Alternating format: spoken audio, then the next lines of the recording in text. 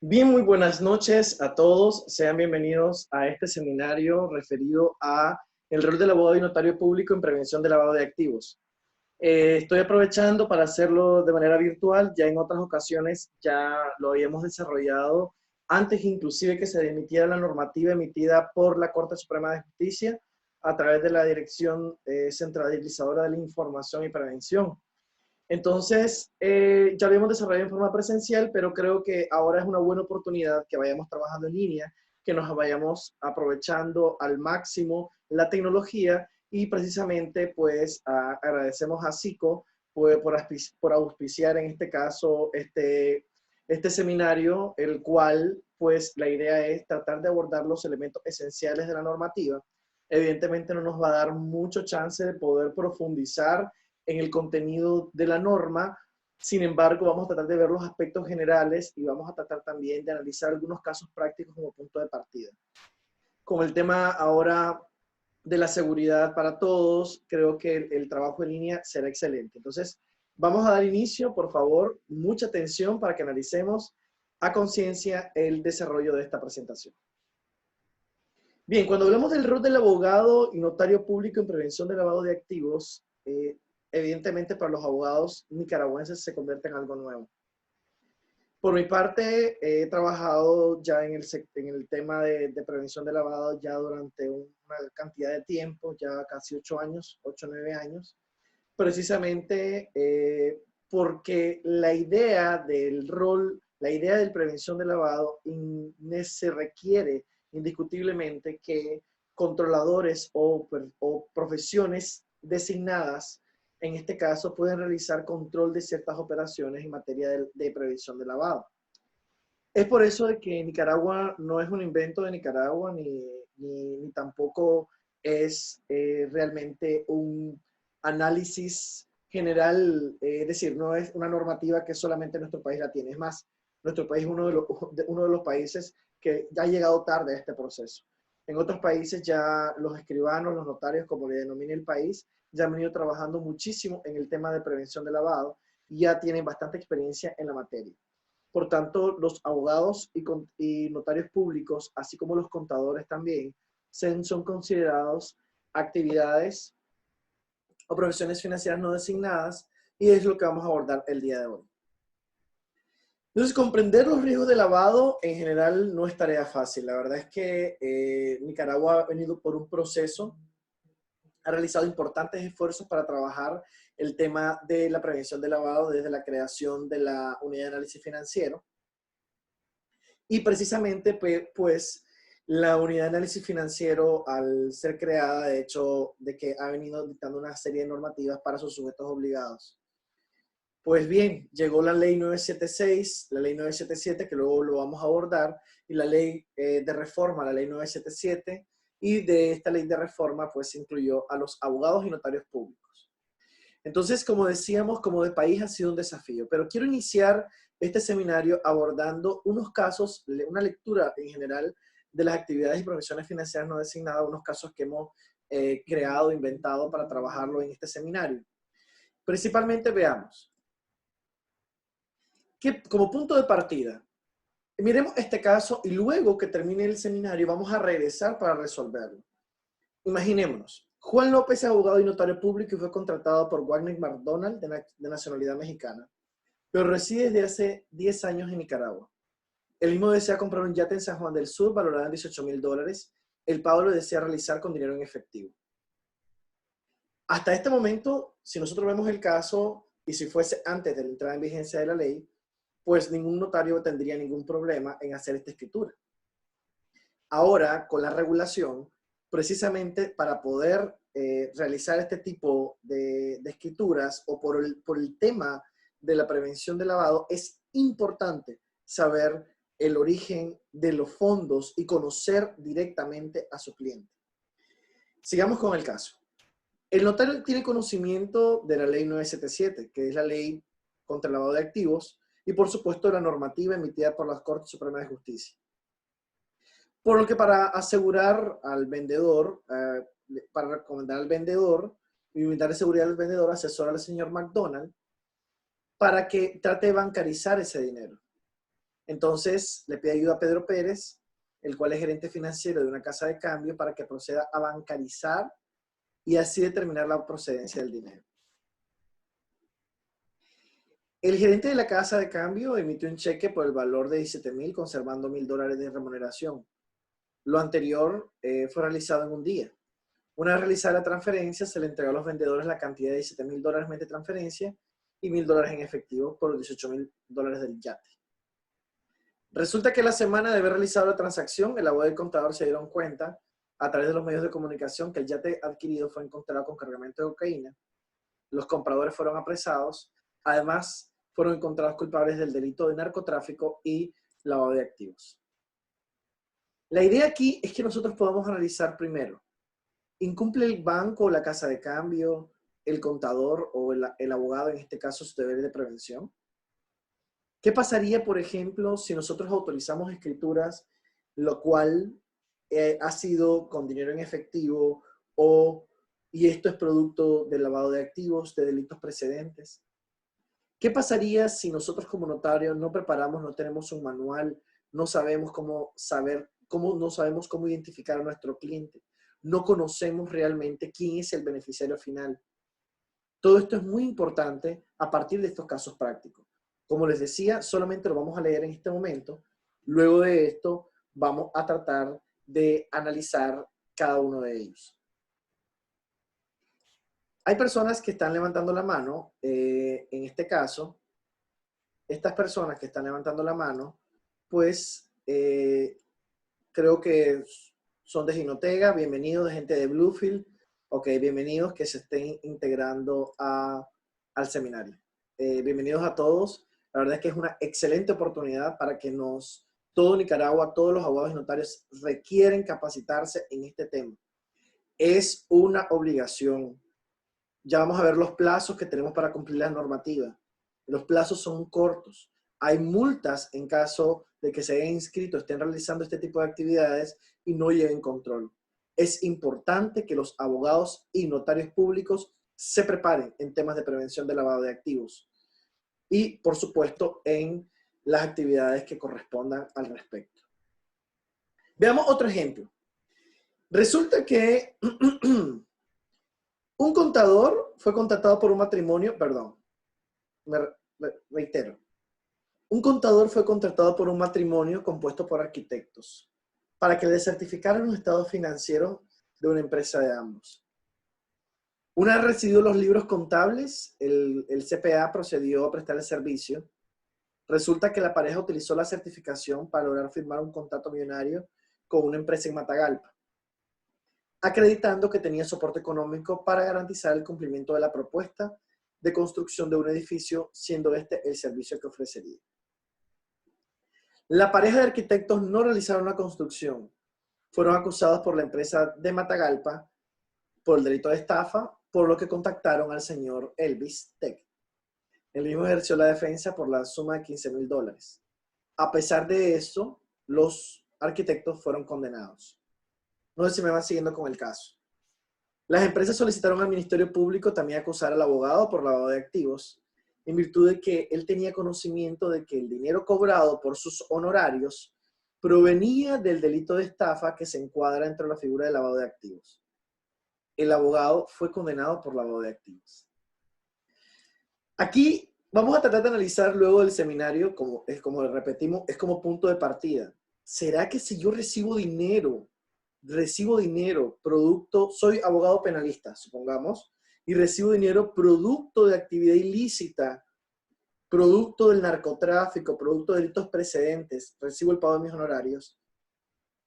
¿Será que puedo yo también ser procesado por lavado de activos? ¿Será ese el alcance que nos da la normativa? Luego también, como les decía, llevamos dos casos que vamos a analizar al final. Solamente es como punto de partida. Caso número 3. Una persona sujeto a investigación por el Ministerio Público por el tema de drogas sale de su escondite y en este caso se dirige en su escondite en León y se dirige a Managua para buscar a un prestigioso abogado penalista. Con tal objetivo, contrata los servicios de un taxista que lo lleve a la capital, se aloja en un hotel de lujo, almuerza todos los días, va en compañía de su novia, de varios amigos, al final se entrevista con el abogado penal y en mérito del contrato ejerce la defensa penal. Por los servicios prestados, todos ellos reciben la cantidad de 500, $1.500. El dueño del restaurante, igualmente una suma de dinero de $1.500. El abogado, $60.000 como anticipo de honorarios, obligándose todo al final de pagar, a pagar el restante al finalizar el servicio, en este caso, a prestar. La pregunta es en este caso igualmente, ¿todos los actores que cobran dinero estarían involucrados en temas de delitos de lavado de activos? ¿Creen ustedes que realmente los que prestan este tipo de servicios a personas que son delincuentes, porque esa es la palabra, ¿verdad?, podríamos determinar que son susceptibles o en este caso incurren en el delito de lavado? Todo esto como punto de partida. Igualmente veamos este caso de un abogado y que también es contador. Dos médicos contratan a un abogado que también es contador para constituirle 4 empresas bajo la figura de sociedades anónimas. ¿Para qué? Para crear registros falsos de atención médica y decir que el dinero proviene de esa actividad. Una empresa de fachada o de pantalla, en todo caso. Hay diferencias sobre esos términos, pero en otra ocasión los vamos a abordar. Los proveedores de servicios de atención médica, incluidos los terapeutas, enfermeros, manejaban estas empresas fantasmas para mantener los registros sincronizados, pues en este caso hacían declaraciones falsas, hacían declaraciones de impuestos, y el abogado y contador es el que ayudaba en todo. Crearon varias cuentas en los bancos, y aparte de eso, para poder movilizar el dinero en efectivo producto de las actividades ilícitas. Además, se creó un fideicomiso por recomendación del mismo abogado. ¿Existe responsabilidad del abogado en materia de lavado de activos? ¿Existe responsabilidad penal? ¿Qué opinan ustedes? Bien, ahora sí. Hemos visto en general 4 casos que luego vamos a tratar de dar respuesta al finalizar el seminario. A ver si nos da chance, si nos da tiempo. Esperemos que sí. Pues bien, primero, vamos a iniciar de cero precisamente porque posiblemente muchos de los que nos están contactando en este seminario no tienen conocimientos previos en temas de prevención de lavado. Por tanto, tenemos que analizar primero qué es el lavado de activos. Antes se denominaba lavado de dinero porque precisamente se pensaba de que únicamente se podía lavar dinero. Hoy se dice que también no solamente dinero, sino también bienes. Por tanto, el concepto más amplio es lavado de activos. De hecho, de que el ente, recuerden que el inicio de regulación en temas de lavado de activos, el ente que tiene más experiencia en Nicaragua es la Superintendencia de Bancos, precisamente antes de la creación de la UAF. Luego de eso se creó en el año 2012, inició operaciones la Comisión Nacional de Microfinanzas, que fue la primera que abordó su normativa como tema de lavado de activos, no como lavado de dinero. Luego la Unidad de Análisis Financiero, que abordó el tema como lavado de dinero, pero también fue creado para este objetivo, y poco a poco Nicaragua ha venido realizando importantes esfuerzos para trabajar en tema de lavado de activos. Entonces, ¿qué es el lavado de activos? El lavado de activos no es más que, en palabras sencillas, tratar de convertir el dinero sucio, producto de las actividades ilícitas, en dinero limpio. Es decir, dar una apariencia de legalidad al dinero obtenido producto de delitos precedentes. Por ejemplo, ya lo vamos a ver más adelante, pero el narcotráfico, trata de personas, evasión tributaria, corrupción, todos estos delitos precedentes que le dejan fuertes sumas de dinero al delincuente, al dificultársele precisamente utilizarlo desde el punto de vista legal, requiere presentarlos en el sistema financiero, incorporarlos al sistema financiero. Otro día a lo mejor profundizamos de las etapas. Pero en principio, el lavado de activos no es más que un proceso a través del cual se pretende encubrir, disimular el verdadero origen de los fondos y otros bienes generados de actividades ilícitas para dar una apariencia de legitimidad. Es decir, lo que se busca acá es que el delincuente busca darle una apariencia de legalidad tratando de colocar en el sistema financiero. Es ahí donde el abogado facilita o puede bloquear este proceso. Y por eso el notario público y los abogados debemos ser regulados en temas de prevención de lavado, porque es importante que podamos tratar de prevenir porque es un problema que nos perjudica a todos como sociedad. ¿De qué manera? El lavado de activos como tal es un delito no violento, pero sirve de apoyo para que los delincuentes disfruten de manera legal de sus negocios. Es decir, ¿qué pasaría si usted tiene un negocio y le va bien? ¿Qué haría usted si tiene un negocio y le va muy bien ese negocio? Posiblemente usted pueda perfectamente ampliar ese negocio, contratar más personal, poner otras sucursales. Entonces, igualmente pasa con el delincuente. Si el delincuente logra el dinero producto del secuestro, del narcotráfico, de delitos precedentes, logra colocar ese dinero en el sistema financiero y los abogados ayudan en ese proceso, de cierta forma, consciente o inconscientemente, pueden ayudar en ese proceso. Entonces, posiblemente si logra colocar el dinero en el sistema financiero y luego integrarlo a la economía y utilizarlo para sus actividades, volverse rico, es decir, utilizar todos los bienes producto del delito precedente, y si le va muy bien, pues posiblemente el delito precedente va a seguir aumentando. El delito precedente seguirá aumentando y el problema entonces no es tanto que se vuelva rico con el lavado de activos. El problema es que el lavado de activos es el último de la cadena de los delitos violentos. Es decir, el que secuestra no va a pedir un cheque a la empresa, a la familia. El que utiliza el narcotráfico la mayoría de veces utiliza dinero en efectivo. Entonces, al utilizar una gran cantidad de dinero en efectivo, posiblemente, o producto de la corrupción y demás, pues ese dinero en efectivo, se le facilitaría simulando una escritura pública. Que luego vamos a ver unas recomendaciones también de algunos abogados en el gremio que hacían para tratar de evadir el cumplimiento de la normativa, y lo publican todavía, lo cual me parece algo bastante delicado. A lo mejor, evidentemente, posiblemente no haya una mala voluntad, pero hay que tener mucho cuidado en este tema. Este tema no es decir, si usted no quiere cumplir la normativa, pues no realice este tipo de actividad y no se inscriba. No se inscribe en el registro. Sencillo. Pero si usted quiere ser un abogado que requiere actualización, porque aún así, usted como persona, como profesional, requiere trabajar en temas de prevención de lavado. Esto debería ser un compromiso de todos. Porque como decimos, es el último de la cadena posiblemente de delitos violentos. Y lo grave aquí son los delitos precedentes. El tráfico de estupefacientes, el contrabando de armas, la prostitución infantil, la pornografía infantil, la trata de personas y órganos, que aunque en Nicaragua no lo veamos mucho, es decir, no lo veamos frecuente, se pueden iniciar a dar sabiendo de que Nicaragua no tiene control. Entonces la idea es que los abogados trabajemos, y los abogados y notarios trabajemos como controladores. ¿De qué significa? Porque nosotros, ¿qué pasa si por ejemplo a mí me van a mandar un dinero y luego digo de que ese dinero es producto de un servicio que presté y consigo un abogado que me haga una escritura pública diciéndome que eso es así? El abogado, el notario que se prestó a ese servicio, posiblemente facilitó que yo pudiera como delincuente colocar ese dinero en efectivo en el sistema financiero.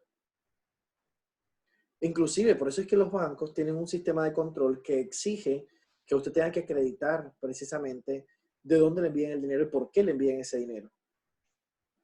Y por eso mismo los bancos tienen sistemas de prevención mucho más avanzados en el sentido de que evidentemente son por la gran cantidad de operaciones que tienen.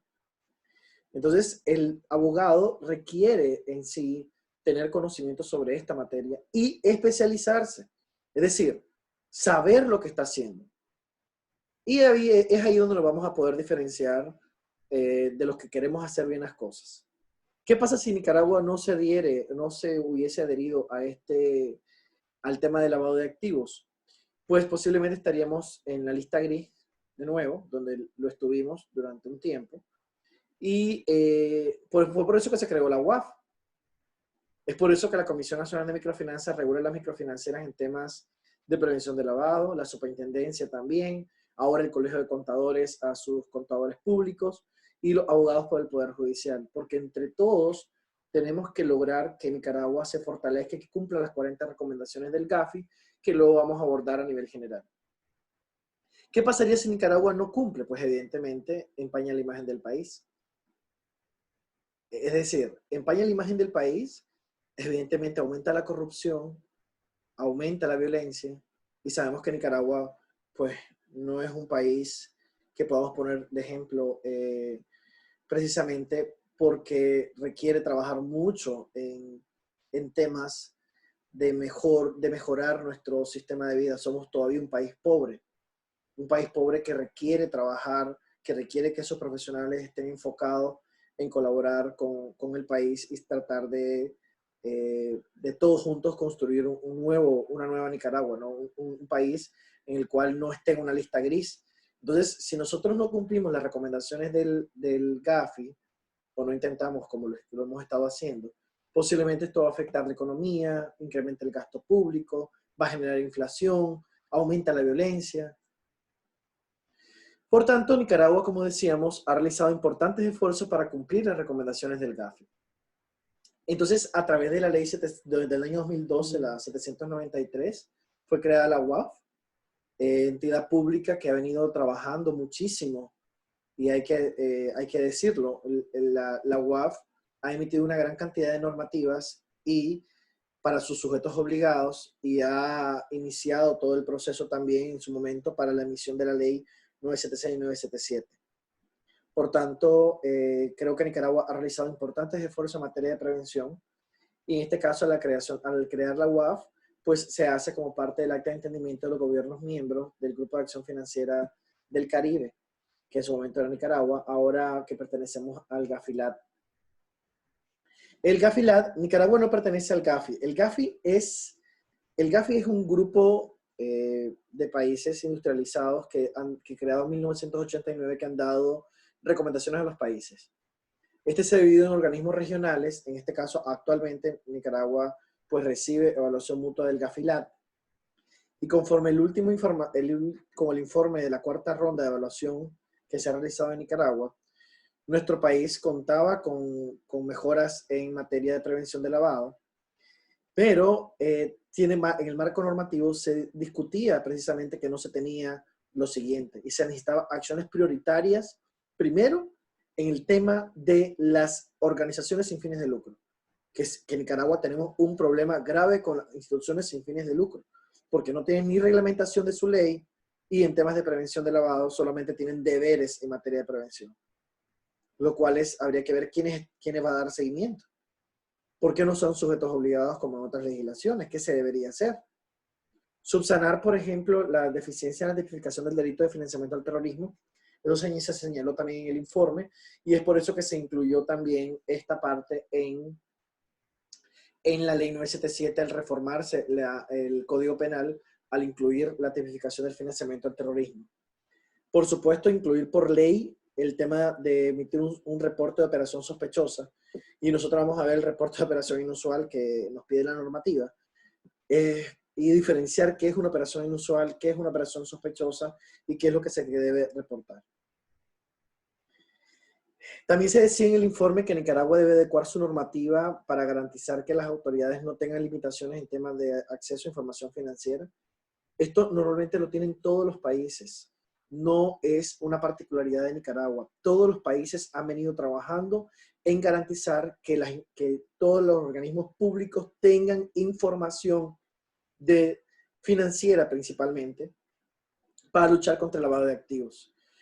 Y buscar, en este caso se decía, la normativa, que se debía realizar modificaciones para dotar de facultades de fiscalización a la unidad de análisis financiero.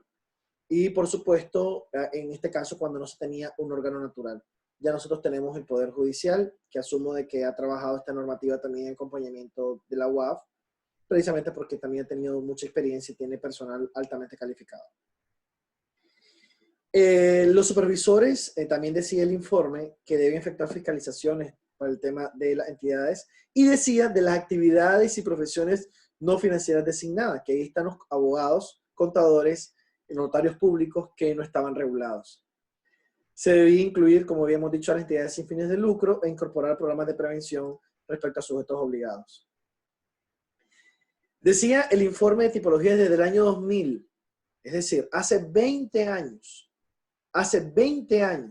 se había recomendado a los países que se debe regular a los abogados, precisamente a los contadores, para los notarios públicos, perdón, principalmente porque son muy útiles en el potencial, para el potencial de lavado de activos.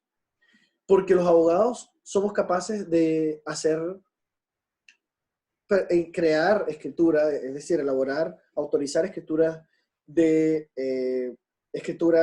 creación de empresas, de personas jurídicas, sociedades mercantiles, además crear vehículos corporativos, otras estructuras jurídicas como fideicomiso, y que estas construcciones pueden servir como lazos de dinero en el tema de procedentes de delito y en ese sentido.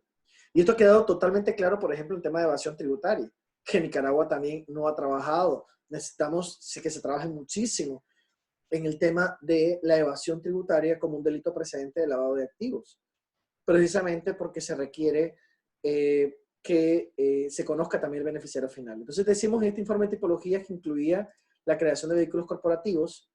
Además, los contadores, los notarios públicos participan en la compraventa de propiedad, y esta transferencia de propiedad puede darse, sirven como pantalla para transferencias de dinero ilícito. En este caso, muchas veces para la etapa de estratificación, que es cuando el lavador viene y trata de ocultar, desdibujar las transacciones para evitar dar un rastro de dónde obtiene el dinero.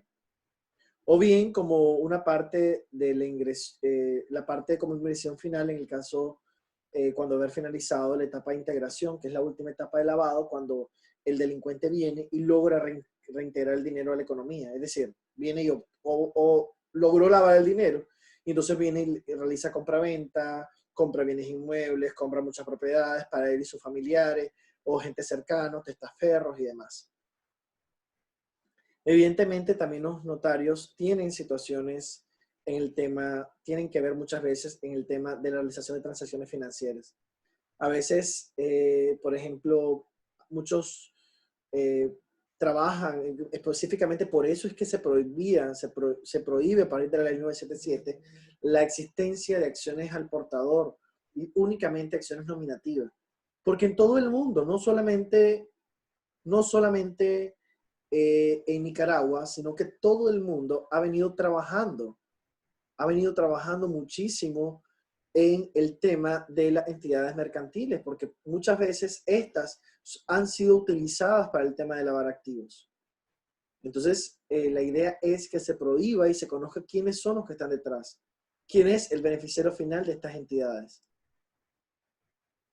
Asimismo, se dice en esta tipología del GAFI que el contador, el abogado, puede dar asesoramiento tributario y financiero, y normalmente el delincuente con grandes sumas para invertir puede presentarse para tratar de minimizar sus obligaciones tributarias o buscar cómo colocar sus activos fuera del alcance del fisco, lo que pasó con Panama Papers. Ahí vemos cómo realmente se evitaban las obligaciones y evidentemente eso también es considerado lavado de activos. Entonces, en este caso, el GAFI ha hecho recomendaciones, la recomendación 22 y 23. Esta recomendación lo que dice es que los abogados y notarios públicos y otros profesionales independientes, cuando se dispongan a realizar transacciones o realicen transacciones para sus clientes, deben aplicar mecanismos de debida diligencia. Deben aplicar debida diligencia significa conocer a su cliente. Se debe conocer a su cliente, saber con quién usted está trabajando, saber realmente cuándo inicia una relación de trabajo con este cliente. Entonces, ¿quién es ese cliente? ¿Y para cuándo? ¿Para qué actividades? La compraventa de bienes inmuebles, administración de dinero y valores, administraciones de cuentas bancarias, creación de empresas, administración de personas jurídicas, proveedores de servicios societarios, financieros, fideicomisos, perdón. Entonces, una gran cantidad de actividades que los abogados y notarios públicos deben tener la posibilidad de poder tener el tema de prevención.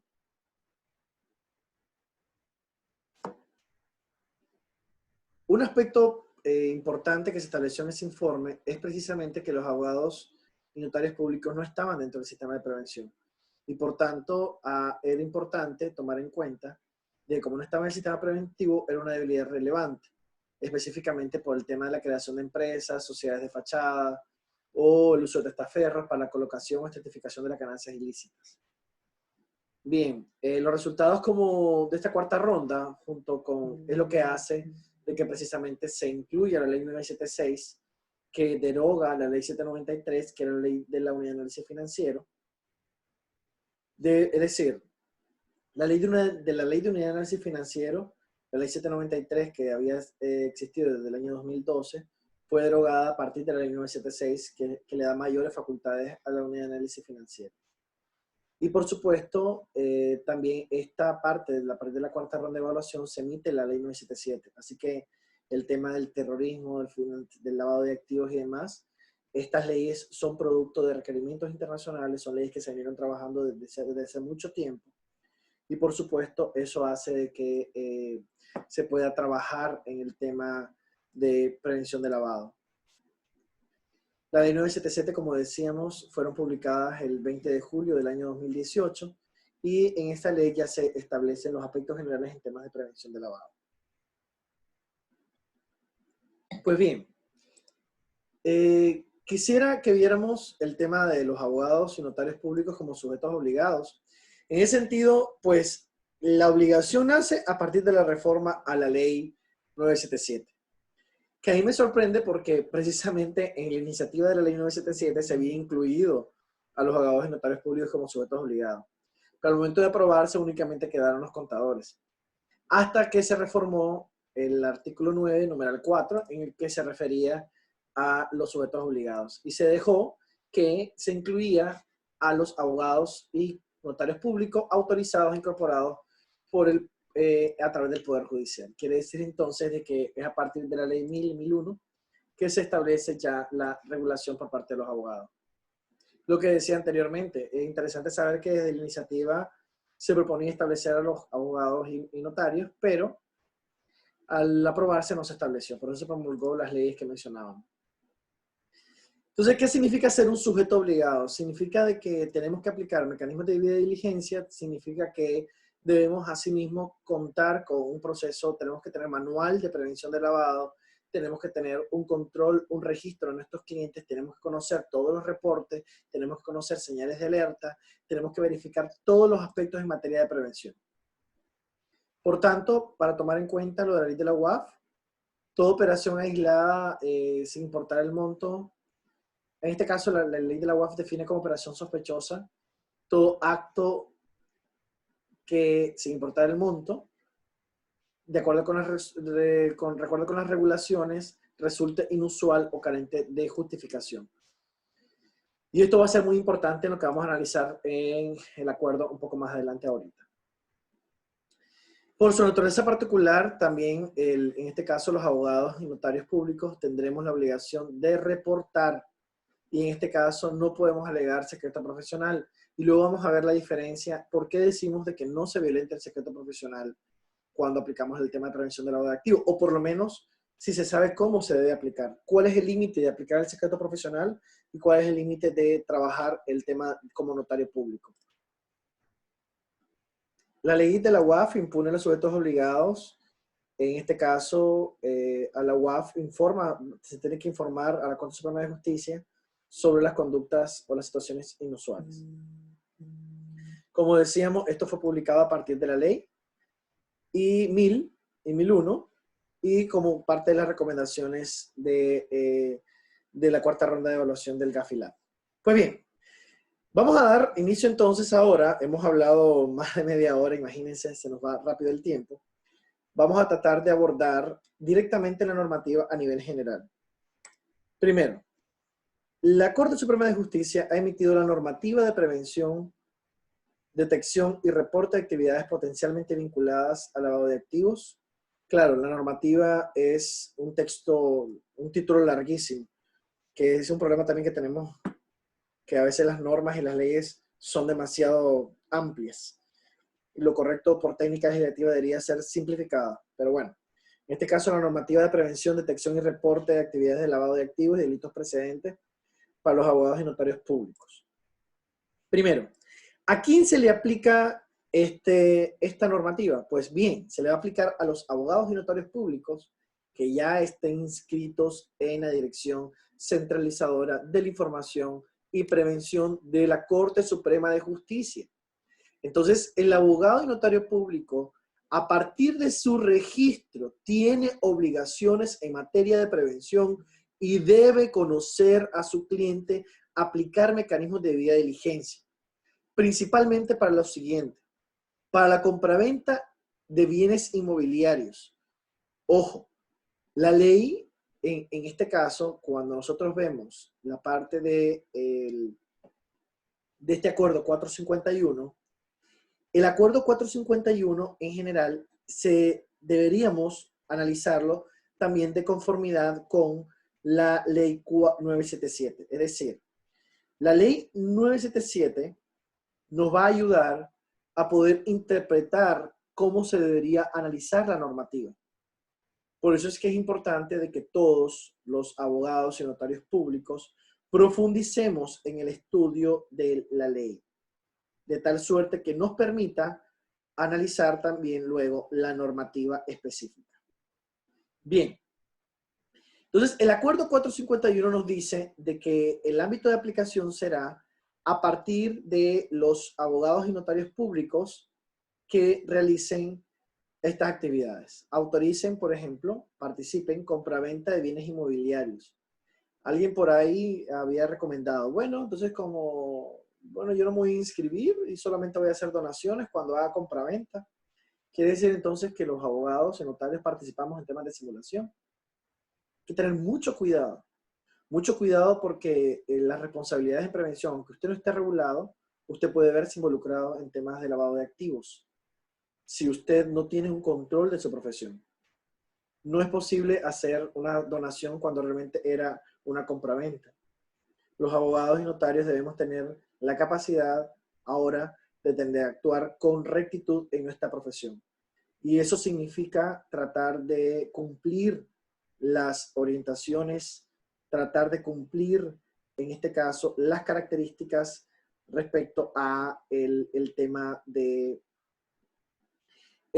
del lavado de activos. Es decir, si me dice compraventa de bienes inmuebles y yo voy a simular donaciones para no cumplir la ley y la normativa, más que todo el acuerdo 451, pues posiblemente lo que esté haciendo es tratando de evadir mis responsabilidades. Y eso también es incorrecto, por supuesto que sí. Y la ley dice también, aparte de esto, que en este caso, los abogados, una vez, y leo textualmente el artículo 2, la presente normativa es aplicable para los abogados y notarios públicos en su calidad de sujeto obligado. Cuando realicen, autoricen, participen, realicen, autoricen, participen, intervengan o se dispongan a realizar estas transacciones. Quiere decir entonces que en este caso se aplica para todos los sujetos obligados, especialmente a los que van a realizar este tipo de transacciones. O por ejemplo, cuando vamos a administrar dinero, valores u otros activos. Asimismo, cuando vamos a administrar cuentas bancarias de ahorro o valores. Por supuesto, también para el tema de la constitución o la organización para la creación y administración de empresas, que nosotros trabajamos mucho en el tema normalmente de la creación de personas jurídicas. Por supuesto, para la creación y operación de personas jurídicas y estructuras jurídicas, qué sé yo, fondos de inversión, fideicomiso, compraventa de entidades comerciales, etc. Entonces, en principio, el ámbito de aplicación, la normativa se aplica para todos los abogados y notarios públicos en su calidad de sujeto obligado. Pues bien, el artículo, luego de esto, pues evidentemente la normativa aborda a nivel general las obligaciones, pero hay un punto importante. Habla del tema del beneficiario final y nos dice de que los abogados y notarios públicos debemos conocer quién es el beneficiario final de las personas y estructuras jurídicas. Entonces, aquí les traigo más que todo un ejemplo respecto a qué se debe considerar como beneficiario final. Y para esto, primero, esto está regulado en el artículo 3, numeral 4 de la normativa, pero el GAFI ya lo había abordado. Y el GAFI dice de que el beneficiario final son las personas naturales que finalmente poseen o controlan un cliente. o la persona natural en cuyo nombre se realiza una transacción. Incluye también a las personas que ejercen el control efectivo sobre una persona jurídica o estructura jurídica. Por ejemplo, si yo realizo transacciones en nombre de otro y soy testaferro de esa otra persona, pues el beneficiario final será el que realmente está obteniendo el beneficio a partir del acto jurídico que se quiere desarrollar. O por ejemplo, las personas que ejercen el control efectivo final de la persona jurídica. A veces tenemos personas jurídicas que están constituidas por otras personas jurídicas y cuesta determinar quiénes son las personas naturales que están detrás. Es obligación del abogado y el notario público, principalmente, conocer quién es el beneficiario final. Los países están obligados a lograr que todos sus sujetos obligados tengan información adecuada, precisa y oportuna sobre el beneficiario final. Otros países ya han avanzado muchísimo en este tema. Argentina, Chile, Perú, Paraguay. Por cierto, pueden ver una entrevista que me hicieron en Paraguay en su momento para el tema del beneficiario final, aplicado a una ley que ellos tienen, que deberíamos nosotros ya emitir próximamente en Nicaragua una ley para el registro del beneficiario final, que facilite para todos la labor de identificación con ciertos criterios y parámetros. Entonces pueden buscarla en YouTube, igual pueden buscar la ley, en este caso entrevista, o a través de mi página de Facebook, de Reinaldo Murillo Valverde, ahí están las entrevistas sobre el beneficiario final. Entonces, esta parte, asimismo la ley establece que son considerados los siguientes. Las personas en cuyo nombre se realiza una transacción, si ustedes notan, igual a lo que tiene la recomendación del GAFI. Y las personas o personas naturales que en último momento tienen la propiedad o controlan un cliente. O tienen cadena de control. Cuando hay cadena de control se identifica cuando existe una persona jurídica que tiene varias personas jurídicas. Ya vamos a ver dos casos para que lo podamos identificar. Miren, va a ser muy complicado poder abordar toda la normativa porque tiene muchas particularidades. Yo quisiera tratar de abordar inclusive también todas las preguntas que ustedes tienen, pero será imposible tomando en consideración el corto tiempo que tenemos, auspiciado por SICO. Entonces, tenemos acá la identificación del beneficiario final. En este caso, el abogado y notario público del artículo 18 de la normativa dice que el abogado y notario público deberá identificar al beneficiario final del cliente. Para tal efecto, lo procederá de la siguiente manera.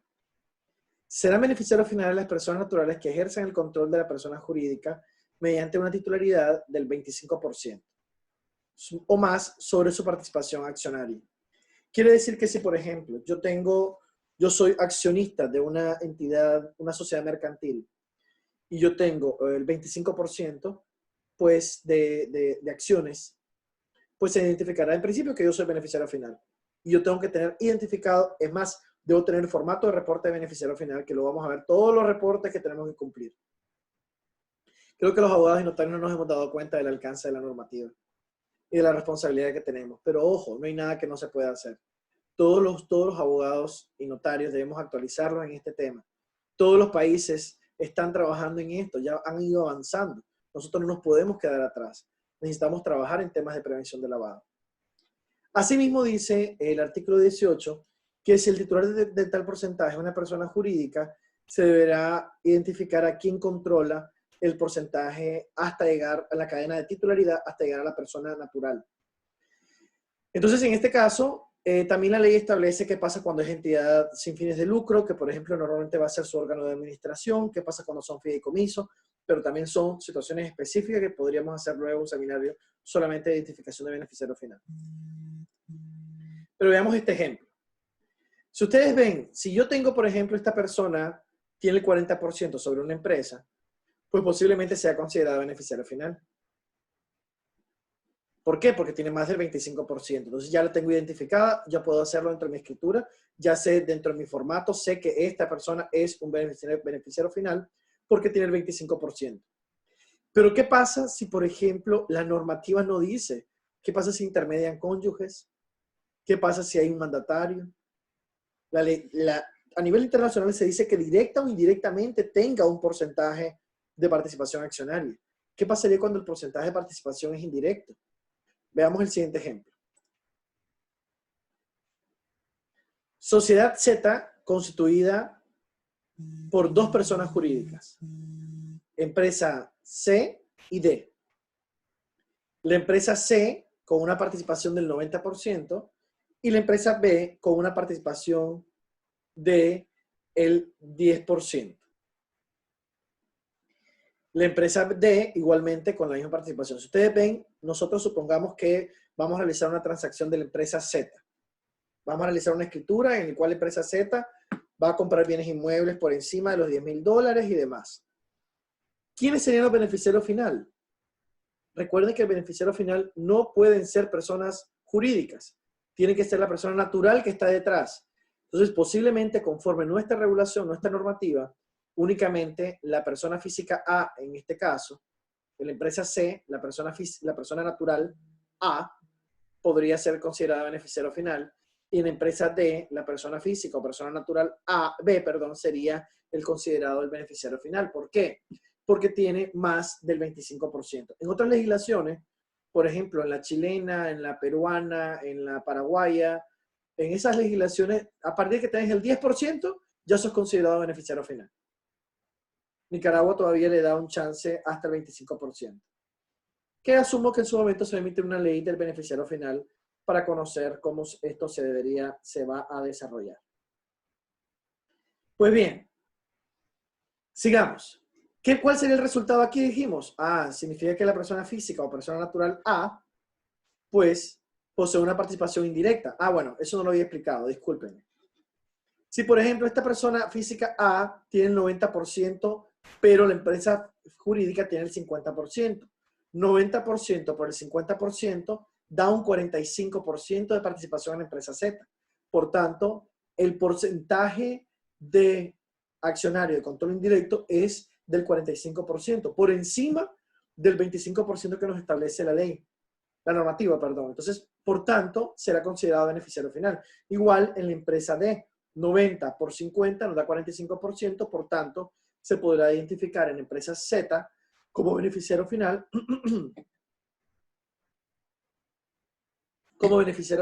a la persona natural B o persona física B.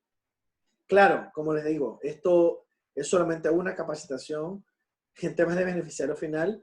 Les recomiendo que vean la teoría a través de la entrevista que les mencionaba, siguiendo la página de Facebook, ahí ustedes pueden encontrar. Entonces vamos a continuar. Respecto a el tema del beneficiario final, entonces, vamos a seguir con el tema de las responsabilidades. Yo creo que vamos a ir avanzando. En el tema de las responsabilidades, hay que tomar en cuenta que acá la ley establece que se debe tener un manual de prevención. ¿Y ustedes saben cuánto es el plazo que tenemos para hacerlo? Ya cumplió el plazo. ¿Sabe usted cuáles son las sanciones? Es más, en esta capacitación no vamos a abordar las sanciones ni vamos a abordar el plazo para no seguir contribuyendo al temor sobre este tema. Al contrario, queremos tomarlo con mucha responsabilidad y prepararnos en ese sentido. Entonces, en este caso, precisamente, hay que tomar en cuenta que la normativa establece que se debe tener políticas de debida diligencia y, por tanto, en el artículo 9 nos habla de la responsabilidad en tema de prevención. Y el artículo 10 nos habla de que tenemos que tener un manual de prevención, que debe tener un contenido de manual de prevención. ¿Qué debe tener el manual de prevención? ¿Qué pasa si en mi oficina, por ejemplo, hay varios abogados? ¿Qué pasa si somos un bufete con personalidad jurídica? ¿Qué pasa si, por ejemplo, tengo empleados? ¿Qué pasa si tengo asistentes? ¿Quiénes están obligados en el tema de prevención? ¿Cómo funciona? También estamos obligados al tema del reporte de operaciones inusuales. El artículo 39 nos habla de cómo podemos hacer ese reporte. Tenemos una gran cantidad de reportes que tenemos que hacer. Y por supuesto, la normativa nos dice que el abogado y notario debe tener acreditado programas de capacitación. En todos los países del mundo, los entes reguladores emiten las normativas muchas veces, e inclusive su propio personal está trabajando en su formación. En Nicaragua, pues hay muy pocos abogados que se han capacitado en este tema y es importante que todos tengan conocimiento. La normativa establece obligación del abogado y notario prepararse en temas de capacitación y acreditarlo, tener certificados de capacitación. Entonces, en ese sentido, es importante, hay que tomar en cuenta siempre garantizar, siempre garantizar que el programa de capacitación se dé y que lo tengan acreditado por cada uno de nosotros.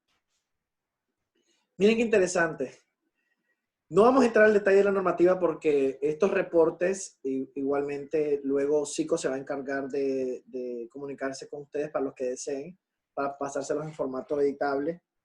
Igualmente aquí tenemos reportes que tenemos que realizar. Reporte de operación inusual, reporte de detección y movilización de activos, reporte relacionado a los umbrales, reportes de identificación del beneficiario final de personas jurídicas. Son una gran cantidad de reportes que se deben realizar en este caso y se deben conocer por parte de los abogados y notarios públicos. Pero ojo, no solamente eso, miren qué interesante, se debe conocer también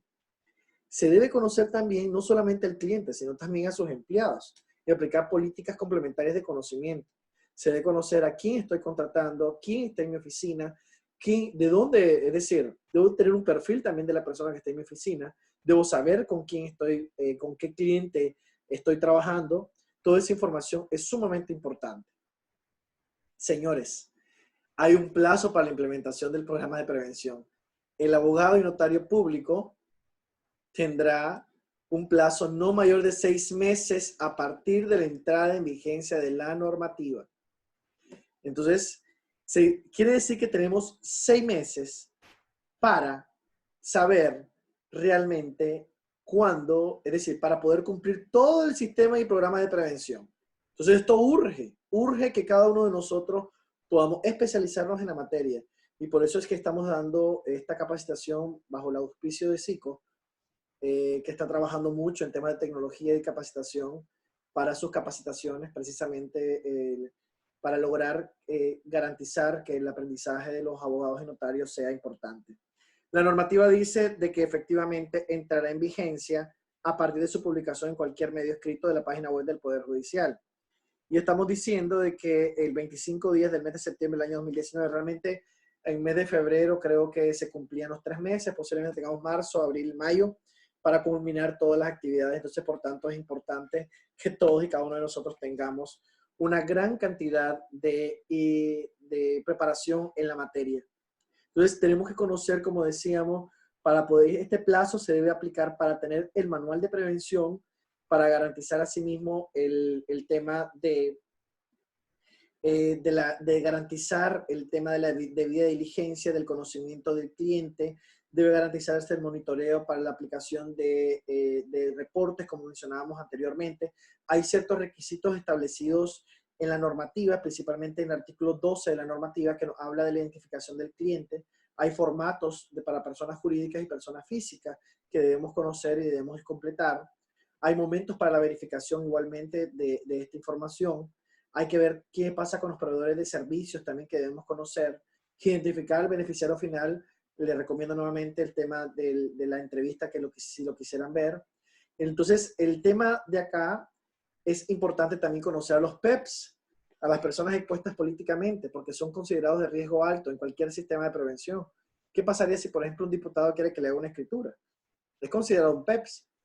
O una figura pública en el sentido político, de cualquier denominación. Evidentemente son consideradas personas expuestas políticamente.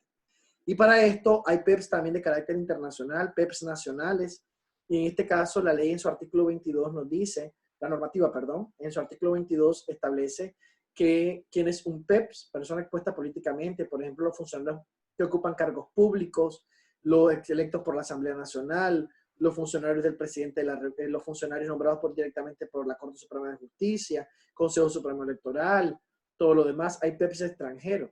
¿Qué pasa si, por ejemplo, tocamos el tema de instituciones que han sido sancionadas por Estados Unidos y personas específicas directamente? ¿Podría realizar algún tipo de transacción? ¿Qué pasaría con el tema de prevención de lavado? Precisamente la ley establece que usted debe tener conocimiento de su cliente. Evidentemente, los que están en listas internacionales debemos evitar tener, en este caso, conforme la ley y la normativa, debemos saber quiénes son directamente y si vamos a poder desarrollar ciertas actividades notariales, en este caso si son considerados sancionados, si son considerados PEPs o personas notoriamente públicas. Mi recomendación es, a nivel general, que se debe tener en cuenta toda la normativa del acuerdo 451 y los demás acuerdos emitidos, especialmente el tema de sanciones, para conocer el contenido del tema de prevención de lavado de activos para abogados y notarios públicos. Asimismo, es indispensable conocer la Ley 976 y la Ley 977. Nicaragua ha venido realizando importantes esfuerzos y los abogados y notarios públicos estamos obligados a tratar de colaborar en este proceso de prevención del lavado. Por lo tanto, les animo a todos que podamos tener esta información. Si ustedes notan, hemos hecho una presentación bastante rápida precisamente porque queremos dar espacio para las preguntas y respuestas. Pueden utilizar el chat para ver si puedo contestar la mayoría de las preguntas. Hay unas personas que también me lo mandaron por WhatsApp. Voy a tratar de verificar quiénes son. Igualmente, si usted tiene consultas, puede hacerlo en este momento a través de la página, a través del servicio de Zoom. Y vamos a iniciar entonces con el periodo de preguntas y respuestas. Es importante que tomemos en cuenta lo que mencionábamos anteriormente. Entonces vamos a iniciar con las preguntas y respuestas. Tenemos varios chats. No sé si logran ver los chats ustedes. Creo que no. Ok, entonces en este caso, doctor, no se escucha nada. Bueno, ya vimos que si se escucha, luego ya lograron, los que lograron entrar. Perfecto. Bien. Bueno, me preguntan que si hay, me pregunta en este caso es Scarlett, bueno, Scarlett Lorena Guido, se escucha muy bien, saludos desde Ginotea, saludos Scarlett. Maestro, ¿podemos optar al certificado al finalizar? Bueno, como este evento auspiciado por SICO, evidentemente, pues tengo entendido de que sí vas a poder acceder, pero con un costo adicional, precisamente para poder entregar un certificado. Asimismo, yo estoy trabajando aquí también, Wilber Ibarra, Ulises, Luis.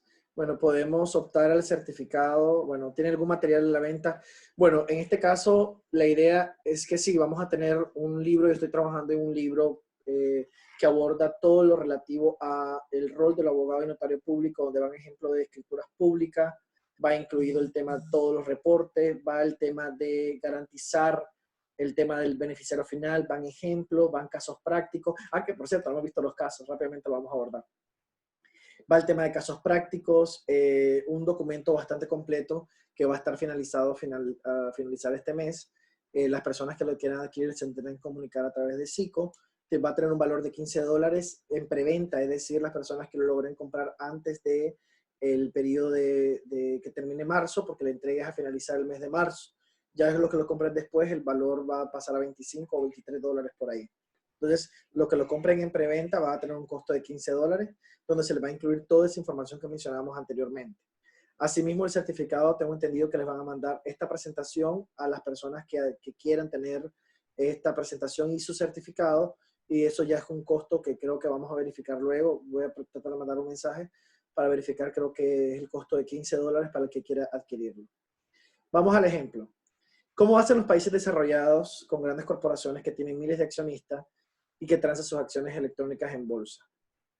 Bien, los que tienen en este caso, los que cotizan en bolsa, es mucho más fácil, especialmente por el tema de la desmaterialización de las acciones y demás. Es más fácil identificar el beneficiario final. Cuando tenés miles de accionistas y tenés cadenas de titularidad, pues en este caso la normativa, igual la de normativa para abogados y la normativa internacional, igual, establece que cuando no se pueda conocer quién es el beneficiario final, porque esa es su pregunta, ¿cómo hacen los países desarrollados para identificar el beneficiario final? Me imagino. Ok. En ese caso, para identificar el beneficiario final, cuando tiene una gran cantidad de personas jurídicas detrás de, a ver, una empresa A tiene una gran cantidad de personas jurídicas y estas empresas tienen otras personas jurídicas y estas otras personas jurídicas. Entonces, como el beneficiario final es hasta llegar a la persona física, hay momentos en los cuales se vuelve imposible poder determinar quién es el beneficiario final. Entonces, en ese caso, cuando es imposible determinar quién es el beneficiario final, la ley establece que se deberá decir que el beneficiario final es el que efectivamente controla a la persona jurídica, es decir, el que controla la empresa. Entonces, en ese caso, es lo que se debe tomar en cuenta. Quiere decir que abajo del 25% no son considerados beneficiario final. No debo reportarlo como beneficiario final. José Soto. Bienvenido, José. Efectivamente, la normativa nuestra establece que 25% no, o más son considerados beneficiarios finales. ¿Es una debilidad? Se quedó en el parámetro del GAFI. El GAFI habla de 25%. Otras legislaciones, como les mencionaba, Chile, Paraguay, Perú, Argentina, han trabajado con el 10%. Entonces, pero si tienen menos del 25%, no es considerado beneficiario final desde el punto de vista objetivo. Porque también el beneficiario final, la normativa no es tan clara al respecto, pero el beneficiario final también se puede analizar cuando por ejemplo, usted indirectamente controla. Por ejemplo, lo que pasa es que la normativa no habla de un reporte y un tema subjetivo. Otras legislaciones sí lo abordan. Pero, por ejemplo, yo soy el dueño realmente de la empresa, pero no tengo las acciones a mi nombre, sino tengo a terceros que tienen esas empresas a sus nombres, testaferros. Y yo quiero, en este caso, trabajar, es decir, yo como dueño, realmente el dueño verdadero, soy el que llego a la empresa, mando en la empresa, dirijo la empresa. Entonces, en ese caso, al hacer esto, precisamente yo soy considerado beneficiario final, aunque no aparezca en los documentos. Entonces, más allá de la forma, lo que se busca para identificar el beneficiario final es la sustancia. ¿Quién está detrás de la persona o estructura jurídica? Claro, como le repito, José, para desarrollar, ya habíamos dado una del beneficiario final, pero nos fue mal, no nos logramos escuchar y yo avanzaba con las presentaciones, no pudiéramos ver. Dimos una gratuita también de beneficiario final, siempre auspiciada por SICO, pero tal vez hacemos otra en su momento solamente para analizar el tema del beneficiario final conforme a la normativa, porque sería un montón de situaciones que hay que analizar. ¿Qué pasa en los fideicomisos, por ejemplo? Tendríamos que entrar a la ley del contrato de fideicomiso regulado en Nicaragua e identificar cómo se podría ver quién es el beneficiario final. Entonces, en ese sentido, hay que trabajar. Aquí en Nicaragua la mayoría de las empresas se constituyen en sociedad anónima y casi siempre hay un socio mayoritario y dueño de hasta el 98%. No es ninguna actividad sospechosa. Efectivamente, es que ser beneficiario final no significa de que seas un delincuente ni que seas lavador. Ser beneficiario final significa que sos la persona que está detrás de la persona jurídica. En este caso, de entrada se sabe, en este caso, en el ejemplo que daba a Merris, que no sé, que daba respecto al tema del beneficiario final, pues en ese momento se sabe perfectamente de que el beneficiario final es la persona que tiene el porcentaje del 98%. En Nicaragua tenemos situaciones más aún, por eso es importante también la aprobación del Código Mercantil, porque para simular el tema de las sociedades unipersonales, que no existen en esta regulación, ¿qué hacen? Bueno, constituyen sociedades anónimas y luego con 98% y luego el del 2% le venden esos 2% de acciones y hay sociedades trabajando con el 100% en la práctica. ¿Qué control llevan las sociedades? He visto una gran cantidad de sociedades, igualmente en el estudio que estamos trabajando mucho con varios abogados, procesalistas, abogados en la materia societaria, y hemos visto una gran cantidad de situaciones en las cuales no tenemos, las personas, las sociedades muchas veces no llevan ni el libro de acta en orden, no llevan ni el libro de acciones está en blanco. Entonces, no estamos haciendo mucho en el tema de prevención. En consulta, ¿debemos siempre reportar todas las acciones que detectemos? No, solamente las operaciones inusuales y a partir de los umbrales. También sería una capacitación del reporte de operaciones inusuales. En el libro que estoy trabajando está incluido como varios ejemplos y situaciones en las que sí deberíamos reportar y otras que no deberíamos reportar. Esto es muy importante. ¿Sería bueno un plan de prevención? Sí, de hecho que el plan de prevención de lavado es responsabilidad de todos los abogados y notarios registrados precisamente y es importante tener nuestro manual aplicado a cada uno de nosotros. No puedo copiar el manual de un compañero ni puedo venir a transcribir el acuerdo y decir, ya tengo mi manual. No, el manual debe ser propio de las actividades que yo desarrollo como abogado y notario. Esto nos va a permitir mucho a ordenarnos igualmente. Es decir, que prácticamente los reportes son para personas jurídicas. No puede ser también para personas naturales que desarrollen actividades sospechosas o inusuales. ¿Cuándo tenemos capacitaciones presenciales? Bueno, yo estoy de gira, estoy fuera del país, de hecho, en este momento. Por eso es que, de hecho, que aquí son las 12 de la noche ya. Estamos haciendo un gran esfuerzo precisamente para trabajar con ustedes el día de hoy. Las capacitaciones presenciales las vamos a estar haciendo. Igualmente, SICO tiene otros consultores en materia de prevención que también van a hacer capacitaciones presenciales y van a utilizar como texto el libro que estamos trabajando. Ok, ¿qué actividades se reportan sin importar el monto? Aquellas actividades sospechosas a partir de las señales de alerta. ¿Qué pasa si, por ejemplo, yo un cliente me da una dirección y la dirección es falsa, me da una cédula falsa, tengo información que no es lógica con lo que me está diciendo? En ese caso, también debo hacer el reporte de operación sospechosa. ¿Usted ha hecho algún reporte? No hemos hecho ningún reporte. Precisamente porque creo que estamos dando espacio. Bueno, en principio, como no estoy en el país, no he cartulado, pero cuando esté y tenga que hacerlo, pues tendré que hacer los reportes correspondientes igualmente. Recuerden que tenemos hasta 6 meses para el cumplimiento de la normativa a partir de la entrada en vigencia de la ley, de la norma. Doctor Carlos Prado, la pregunta es relativa a si el beneficiario final se puede considerar la persona que, a pesar de tener una sola acción, es el representante legal y el que toma las decisiones. Habría que ver el contexto real, pero normalmente no. Normalmente, por el solo hecho de ser representante legal no significa de que seas el beneficiario final. Se les recomienda a lo mejor que puedan ver el video que les decía en YouTube. Pueden visitar mi página de Facebook. Ahí está publicada una entrevista que me hicieron en una legislación paraguaya. Ahí precisamente ellos sí abordan este tema, pero la parte teórica nos puede servir para aclarar este punto. Sin perjuicio que en su momento desarrollemos una capacitación sobre el beneficiario final. ¿Me queda claro lo del beneficiario final? Bueno, muchas gracias por la oportunidad. Con mucho gusto, Liliana, claro que sí. En este caso, cuando consideramos que es una actividad sospechosa, bueno, eso sería, una actividad sospechosa es cuando estamos, o una actividad inusual, cuando estamos ante una señal de alerta. Hay una gran cantidad de señales de alerta. La página igualmente de la dirección establece unas posibles señales de alerta que podemos tomar en cuenta. Sin embargo, hay otras, y esas señales de alerta las podemos trabajar también en otra capacitación para poderlo ver. Bueno, dice, recordemos que el valor del porcentaje de las acciones de un socio son las que deciden sobre el capital social. Sí, efectivamente. Por tanto, las decisiones normalmente las toma el socio mayoritario. Manuel, ¿cómo se supone que se tiene que tener que hacer? ¿Cuáles serían los parámetros? Los parámetros están en la normativa. La normativa le dice qué debe contener el manual. Entonces, el manual de prevención debe tener toda esa información. Precisamente, eso es muy importante.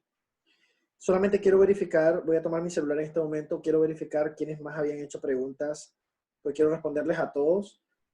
Entonces, ¿quién más había hecho preguntas en temas de prevención en este caso? Bien. Bueno, precisamente el tema de prevención sí tiene que ver con el beneficiario final. ¿Cuándo va a salir el libro? Bueno, ya les decía que el libro va a salir a finales de este mes.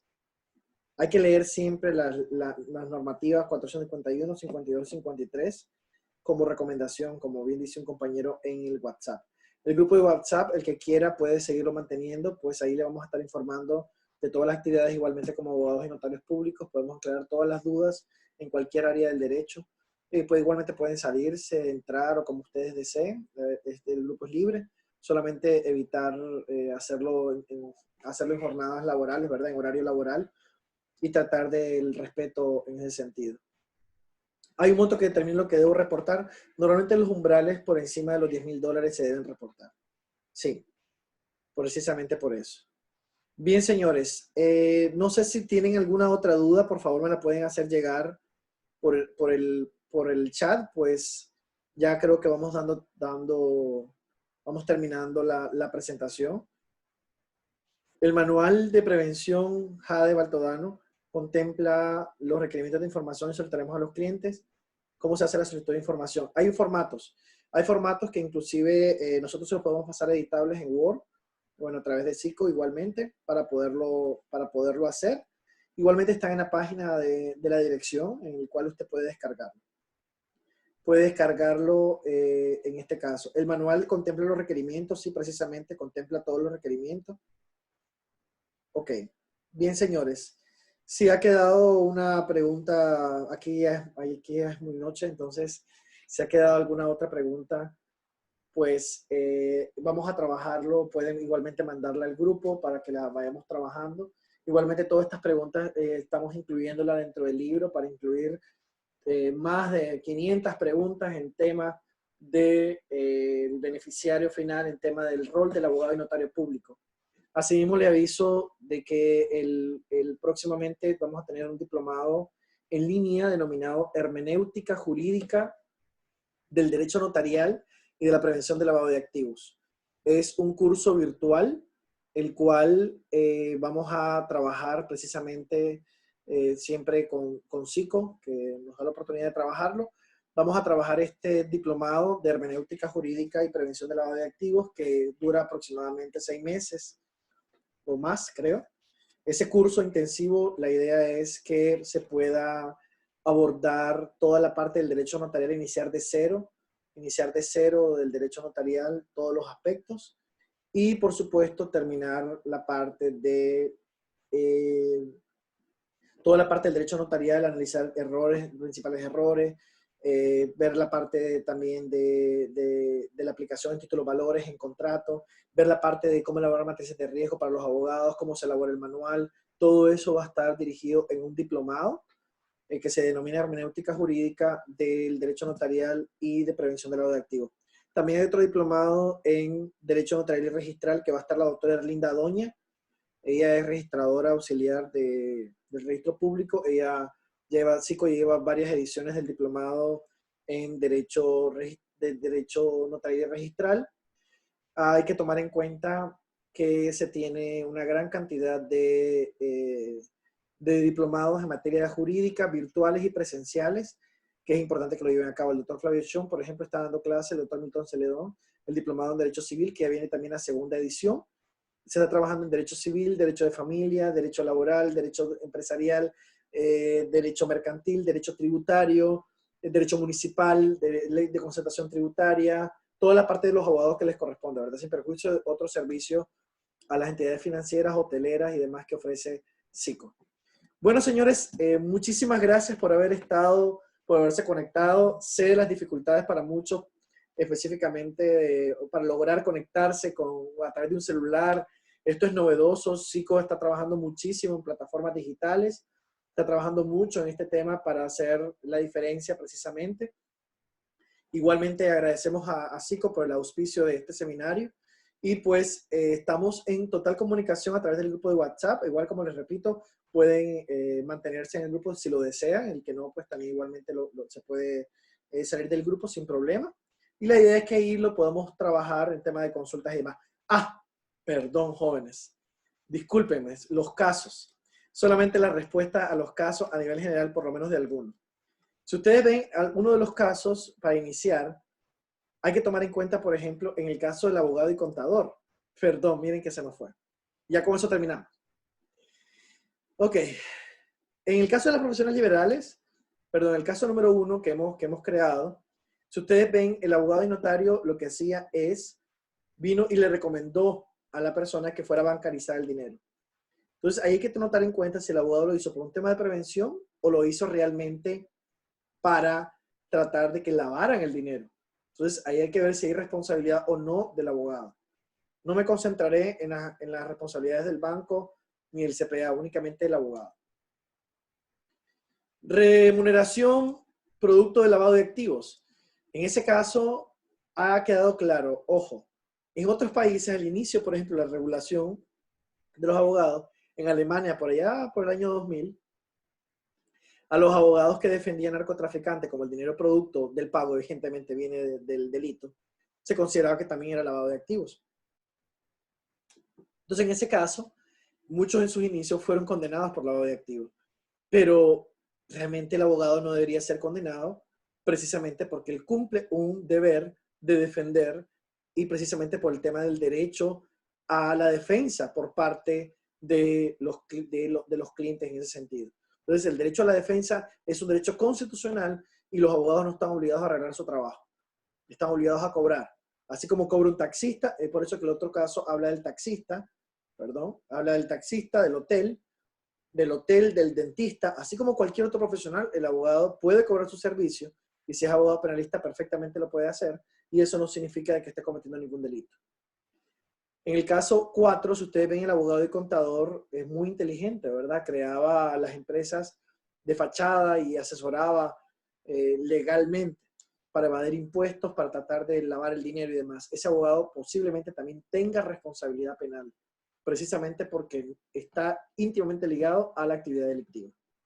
Bien, señores, de esta manera entonces, gracias, como les mencionaba, a todos los que lograron participar. Felicito a los que han logrado hacerlo. Muchísimas gracias y pasen muy buenas noches. Estamos en comunicación. Gracias.